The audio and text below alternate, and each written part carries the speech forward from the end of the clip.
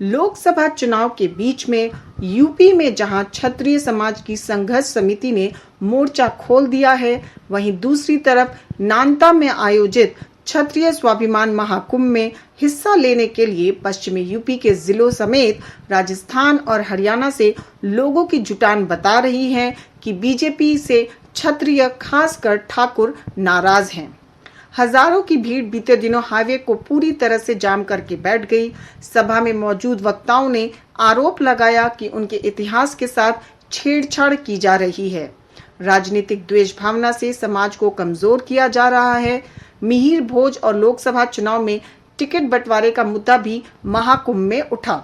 इस दौरान किसान मजदूर संगठन के अध्यक्ष ठाकुर पूरन सिंह ने सत्ताधारी पार्टी बीजेपी को वोट नहीं देने का प्रस्ताव रखा, जिस पर सभी ने एकजुट होकर सहमति जताई और कहा कि समाज की उपेक्षा का नुकसान भाजपा को उठाना पड़ेगा। इस दौरान 16 अप्रैल को मेरठ जनपद से सरधना के खेड़ा गांव में महापंचायत का निर्णय भी लिया गया। बता दें कि पिछले चुनाव में बीजेपी के साथ पूरे लगन से खड़ा रहा ठाकुर समाज इस बार कई मसलों पर उपेक्षा के आरोपों के चलते खिन्न है। पश्चिमी यूपी में पिछले करीब 25 दिन से ठाकुर समाज के लोग गांव-गांव जाकर बीजेपी पर धोखा देने जैसे आरोप लगाकर जन समर्थन बटोरने में जुटे हैं। पश्चिमी यूपी के ठाकुर समाज के भीतर पनपे असंतोष की पृष्ठभूमि पिछले वर्ष 29 मई से तैयार होने लगी थी। राजपूत सभा का तर्क था कि गुज्जर समाज द्वारा निकाली गई यात्रा उस प्रकरण की भी अवहेलना है जो मध्य प्रदेश उच्च न्यायालय में विचाराधीन है। इस प्रकरण में राजपूत सम्राट मिहिर भोज के कानूनी वारिस अरुणोदय सिंह परिवार द्वारा भी स्वयं को मिहिर भोज का जीवित वारिस बताया गया है, जो मध्य प्रदेश सरकार के समस्त सरकारी दस्तावेज में स्पष्ट रूप से अंकित है। इसके बाद कई मौकों पर गुज्जर और ठाकुर समाज के लोग एक दूसरे के विरोध में आ गए थे। इस पूरे प्रकरण में ठाकुर समाज कैराना से भाजपा सांसद और वर्तमान में लोकसभा चुनाव में उम्मीदवार प्रदीप चौधरी की भूमिका से काफी नाराज हैं। ठाकुर पूरन सिंह बताते हैं, पिछले साल प्रदीप चौधरी और मेरठ से सपा विधायक अतुल प्रधान के उकसाने पर ही सहारनपुर से मिहिर भोज प्रतिहार गौरव यात्रा निकाली गई थी। इसके बाद से ठाकुर समाज प्रदीप चौधरी का विरोध कर रहा है।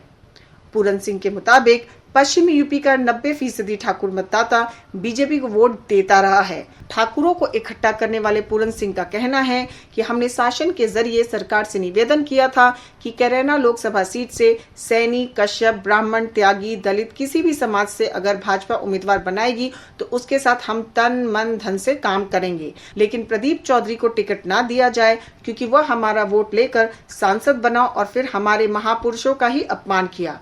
लेकिन बीजेपी ने इससे भी ज्यादा ठाकुर समाज का अपमान लोकसभा चुनाव के उम्मीदवारों की पहली लिस्ट में प्रदीप चौधरी को उम्मीदवार बनाकर किया। बस यहीं से नाराजगी और बढ़ गई।